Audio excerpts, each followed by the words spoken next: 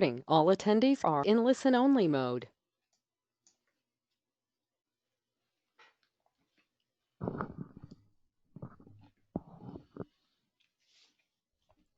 Welcome to today's presentation by Precision International. I also like to thank the following sponsors: Whatever It Takes, Transtar, Valve Body Pro, Ray Bestis Powertrain, Gears Magazine, and ATRA.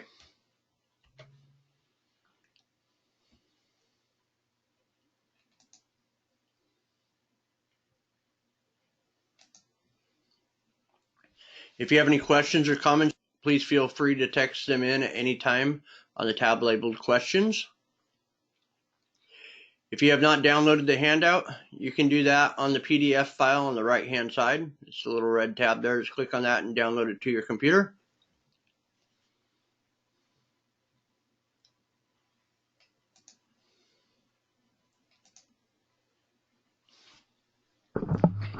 Precision International has been proud to have been named a GM Supplier of the Year for 3 consecutive years by General Motors. Visit our website, transmissionkits.com, for up-to-date, helpful tech expert John Parman.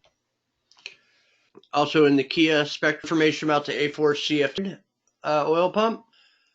The 2 different brakes, second brake and low reverse brake, a one-way roller clutch, and we have 7 different shifter positions: park reverse, neutral drive, manual third, second, and low. We have 6 solenoids by PWM to really reduce pressure at an idle, those kind of. You have the UD clutch gear. They operate about 50 hertz, and it's a normally high solenoid, so when there's no power, oil's going through the solenoid at high pressure. And then ohms is about 3.5 ohms for both solenoids. For solenoid operation, the pressure control solenoid valve A controls the hydraulic pressure to the overdrive and the low reverse brake.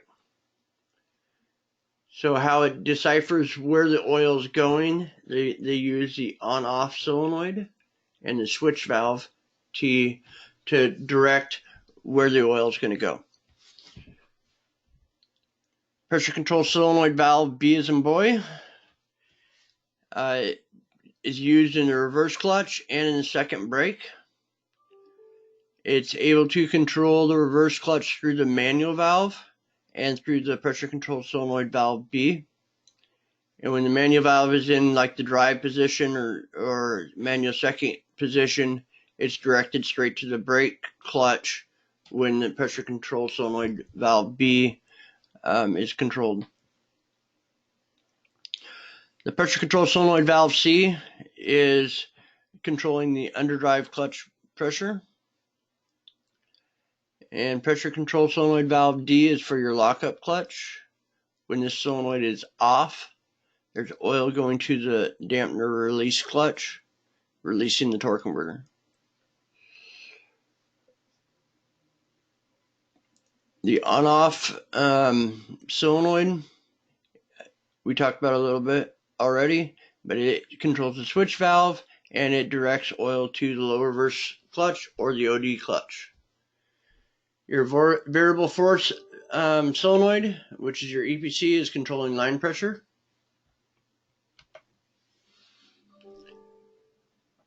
It's like a lot of the newer transmissions. This has transmission adapts, and we got to reset the adapts. Anytime that we rebuild the transmission, put a used transmission in, or do anything with the PCM or TCM, we're going to have to reset trans adapt when we're done. Some of the older models, like a Monte 2004, the Optima 2001-4, and the Sedona years 2002 to 2004, all those transmission adapts on those 3 vehicles can be done by disconnecting the battery for roughly 10 seconds. Now, all the other vehicles, you are having to use the scan tool to reset the adapts. The high scan tool or the GDS scan tool is what they recommend, but some of the newer aftermarket scan tools are now able to do the relearn for this transmission. So the factory tool, basically what you're going to do is you're going to hook up the scan tool, put in your VIN information, go to automatic transmission, and then you'll want to go to the management tab, and then initiate of the TCU. Key needs to be on, engine needs to be off, shifter lever in park and neutral position, vehicle cannot be moving, and just hit the OK button, and it's going to reset the adapts. Turn the key off for 10 seconds when you're done. On some of the 2005, the directions are going to tell you to change the accelerator pedal position to roughly 50%. So just follow the instructions there. On the aftermarket scan tools, you're usually finding the relearn procedure under functional tests. It's going to say transmission relearn. Just hit that button, same thing. Vehicle can't be moving, have to be in park, the engine off. Just hit the readapt button or the relearn button. After you do your relearns with the scan tool, one advice I do have, you should feel something different from before. So if you were driving the vehicle after a rebuild and you noticed a flare on the shift, and you did your resets and you see no change at all, sometimes the scan tool will say that it's doing the reset but not actually do anything for it. And when this happens, you're going to just have to take it to the dealer or use a dealer capable scan tool, or try a different scan tool that might actually perform the relearn. Driving relearn. So after you do your relearn, now you're going to have to drive the vehicle. You want to hook up the scan tool, make sure the trans temp is 120 degrees Fahrenheit, and you'll want to shift 1 through 4. Basically, at light throttles 30% or so, and you're going to want to go through the shift cycle 3 to 5 times roughly, and you should start seeing it or feeling a difference of the shifts clearing up. We can do the same thing for the relearn on the engagements. Go to neutral, wait roughly 3 seconds, then shift from neutral to drive, wait 2 seconds. Then go back up to neutral, wait 3 seconds, and back to drive, wait 2 seconds. Roughly do that 3 to 5 times. That's going to relearn your drive engagement times. And then you can do the same thing for reverse, neutral to reverse, waiting 3 seconds in each gear. And they say to do that 3 to 5 times.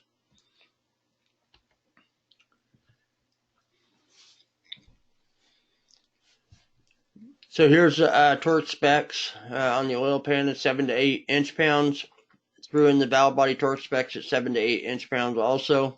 A lot of times we will be doing drop in the pan to change out the ribbon of the transmission because they're always faulty or bad. So that's why I threw in that information there. Drain plug oil. The oil drain plug is 25 to 32 inch-pounds. We'll want to use the ATF SP3, SK ATF SP3.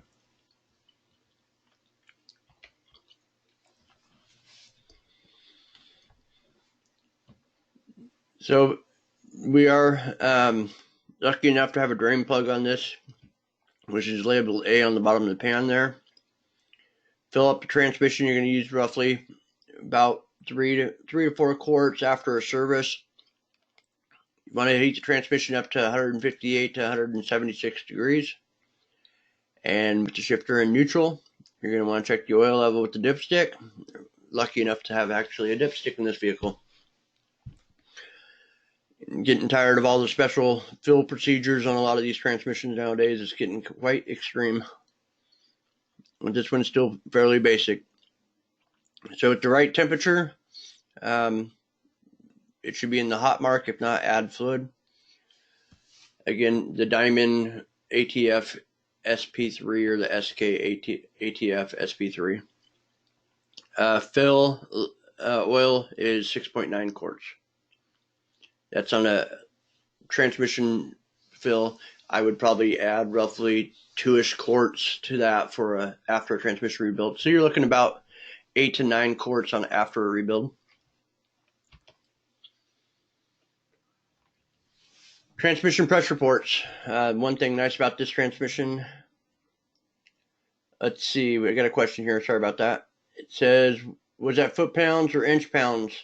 So on the pan, we were at 7 to 8 foot pounds.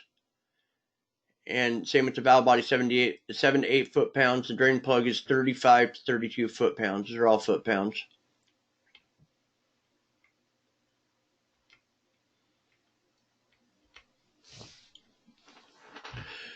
So one thing nice about this transmission, they do definitely give us quite a bit of pressure ports. So we got torque converter pressure ports. We have clutch pressure ports, lube pressure ports, reducing pressure ports. So we got 9 ports in this thing. So the DA and the DR are both for converter ports. That's number 6 and number 9. But we're just going to talk about basically the clutch pressure ports on here. If you were to have a problem in forward or something like that, you'd want to be on the UD clutch and do that clutch test. Here's a chart for all the different clutch ports. Factory wants you to hook a scan tool up to it, hook your pressure gauge to the clutch port you're testing, and then rev the engine up to about 2,500 RPMs. So if we were doing the low reverse clutch pressure tap, we'd be hooked into the low reverse clutch pressure port. On the scan tool, they'd want you to turn the on-off solenoid on, and then you can look at your pressure. So when there's 0 duty cycle on the pressure control solenoid A, you should have roughly 150 psi on that reverse port. On the scan tool, you ramp your duty cycle up 50%, you should be at 75 psi. At 100% duty cycle, you should be 0 psi on that clutch port. A lot of us don't have the factory scan tools. A lot of the aftermarkets will not do clutch pressure tests on them. I understand that. The way I would do these clutch pressure tests is, let's say if we had a problem in second gear on a 2-3 shift or a 1-2 shift, something along those lines, I would say let's hook a gauge on your underdrive clutch pressure port, because that's on in first, second, and third gear. Put a gauge on your 2-4 clutch and see what the pressure is in second gear, and compare the 2-4 clutch pressure port to the underdrive clutch pressure port. See if we have a leak. I like to compare pressure ports to look for issues. If we have a problem like in third gear, we'd want to compare the underdrive clutch pressure and the OD clutch pressure, because both those ports are on in third gear. See if one is higher than the other to see if we have a leak in that circuit. Speed sensors. As a common speed sensor, we have a 3-wire Hall effect speed sensor. It's for the output shaft speed sensor here. Operates off of 12 volts, very low amps, 22 milliamps, and the gap is 33 thousandths. So the gap between the end of the sensor and the gear itself is 33 thousandths.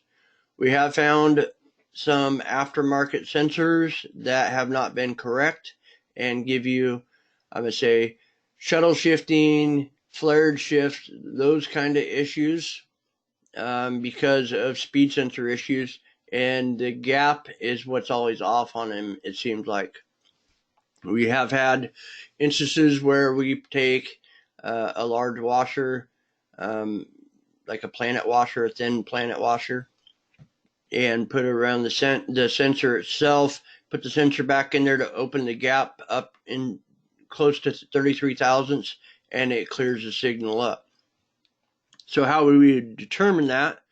First, we'd want to check powers and grounds to the sensor and make sure it's good. Then we'd want to scope out pin number 2, and you're looking for a nice square wave signal. And the high side of that signal should be about 4.8 volts. On the low side, it should drop down to 0.8 volts. Now you'd be looking for noise. Usually if the sensor is too close or too far away, you're not going to get a square signal. You're going to get a lot of spikes, fallouts. It's not going to be consistent, that kind of issue. and then you'd want to measure your gap to make sure it's correct too. The input speed sensor, same thing. It's located towards the front of the transmission, towards the rear cover. Same type of sensor, power and ground, operates off 12 volts. Same square wave, 4.8 volts to 0.8 volts on a square wave. And the gap on the input speed sensor is 50 thousandths. So as rotational speed increases, your up and down signal or your square wave frequency gets closer together.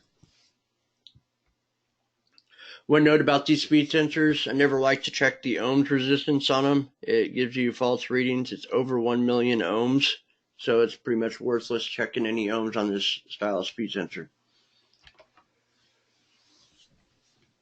Transmission temperature sensor. This is a very common complaint for speed sensors and solenoid issues on this trans. It has that junk wire ribbon, kind of like the 01M transmission. As you see in the picture on the right, at the end of that scribe is a cracked solder. Here's the chart for the speed temperature sensor. You'd want to back probe into pins 5 and 6. Compare your readings to what temperature is. So let's say it's 176 degrees out there, 176 degrees the pan is, and you measure your resistance. You want to be about 11,000 ohms. So this is 1,000 ohms to 1. It's almost 11,000 ohms there.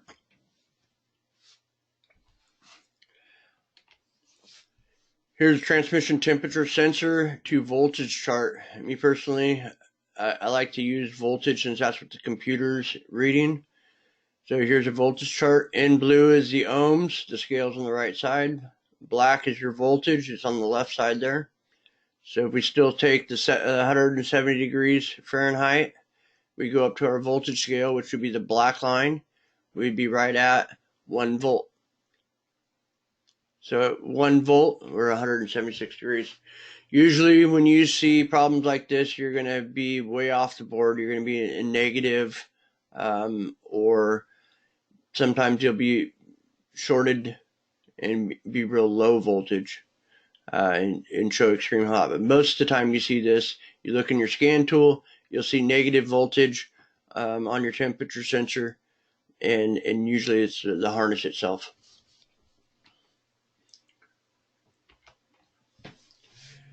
Your case connector pinout for the transmission solenoids, we're all around 3.2 to 3.5 ohms. Look at number 7. It says power or ground. There's 2 different types of systems that this transmission can use depending on which manufacturer it's in. You can have number 7 be a ground that grounds all the solenoids, and the computer powers up each individual solenoid. Or it could be like I consider it normal, where you have a power feed to number 7 and grounds for all your solenoids. So solenoid ground controlled solenoid. I got a question here, and it's a great question. Do they make an aftermarket internal harness for the ribbons? I'm not aware of any aftermarket. I think there are. Most of the distributors, transmission distributors like Transtar and WIT, I believe both of them are stocking the OEM harnesses, and they're not much. I have not used the aftermarket one. I think there is one made in China, but majority of the ones I have seen are OEM. So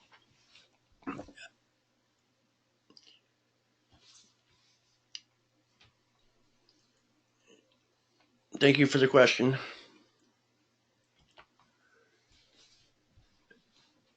Let's see here. Where was I? There we go. So if we were testing solenoids, you know, the main thing is number 7 is going to be your common to all your solenoids. So you'd measure the ohms between 7 and 1 for your pressure control solenoid valve A, and 7 and 2 for your pressure control solenoid valve B, and so on. Temp sensors again are 5 and 6, and your EPCs are 9 and 10.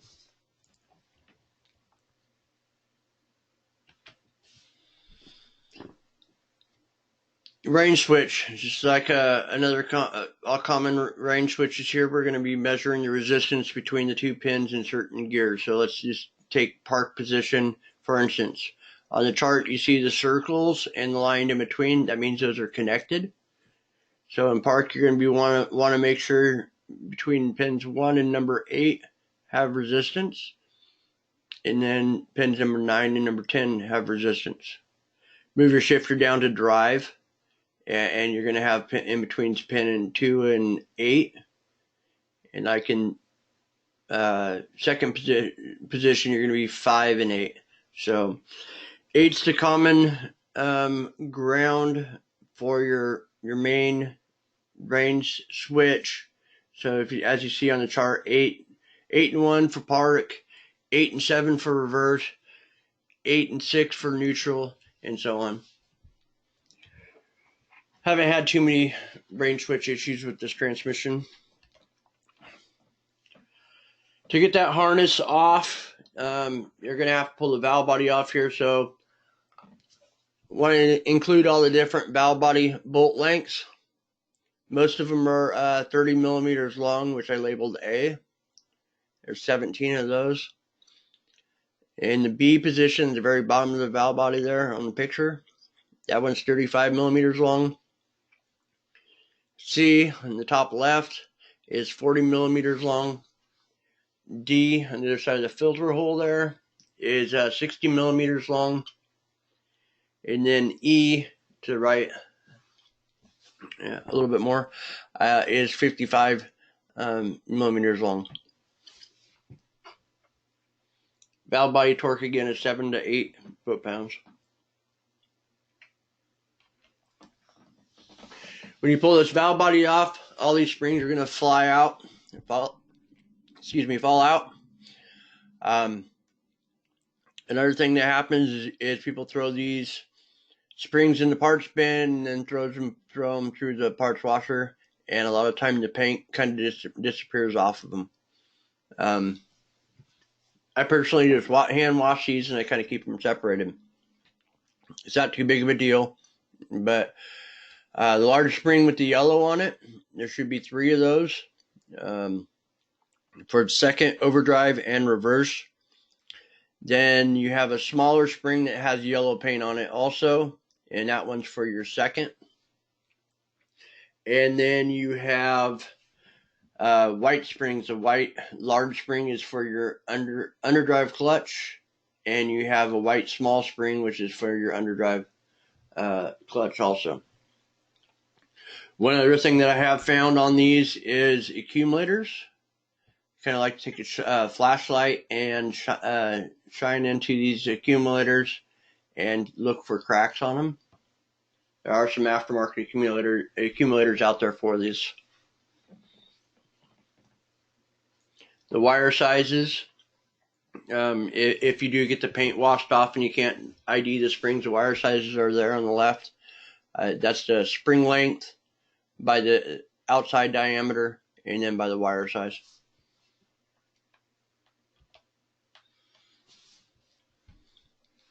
Here's your solenoid ID. For the most part, the solenoids have been fairly reliable. When I get a tech call on this transmission and somebody tells me they have a solenoid code, the first thing I do is tell them, okay, change both your ribbons. When you have your valve body out, go ahead and ohms out the solenoid and make sure it's correct.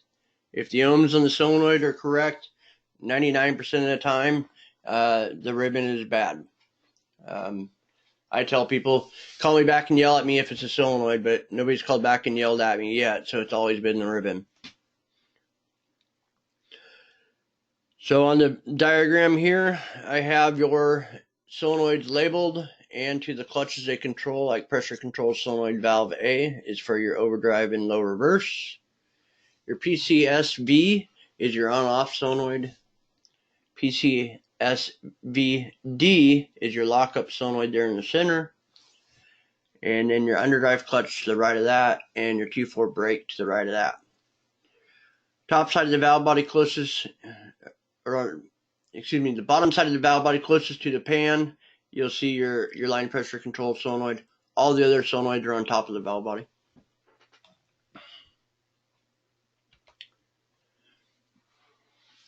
Valve body issues. I don't mind this valve body too much. It seems to be easy to work on, in my opinion. On the right hand side of this valve body, you'll see in number 5 and number 3, at the end of those valve lineups, they have an adjustment. Do not change that adjustment. Those are for your pressure regulator and your reducing pressure valve. You do want to definitely take those out of the bore though, and make sure that the PR valve and the reducing pressure valve is not worn. Those commonly do wear. The other valve that for TCC is number 7 on the right hand side. It's your TCC regulator valve.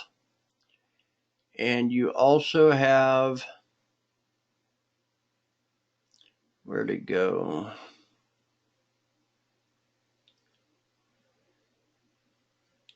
Sorry, where'd it go? Oh, there it is. Number 3 on the left-hand side, your dampener clutch control valve. That's for your lockup switch valve, basically. Check that valve for stickiness and wear there. If you're having shifting conditions, on the left-hand side, you see 1, 2, and 3. Those are both pressure control valves to the clutch. Small parts in the valve body.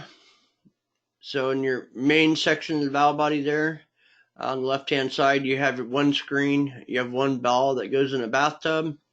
And then you have the ball end spring. The spring goes in first and the ball sets on top. On the other side of the valve body, you have 3 1/4-inch truck balls, all steel, on the right-hand side there by the arrows.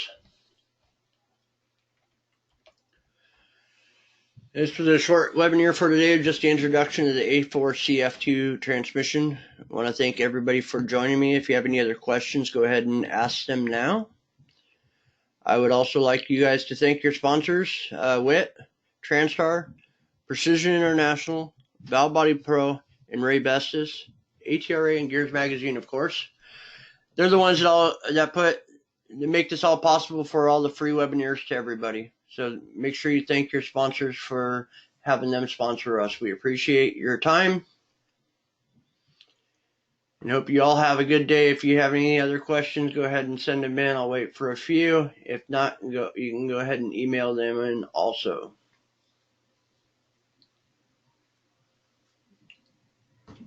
You guys have a great day today.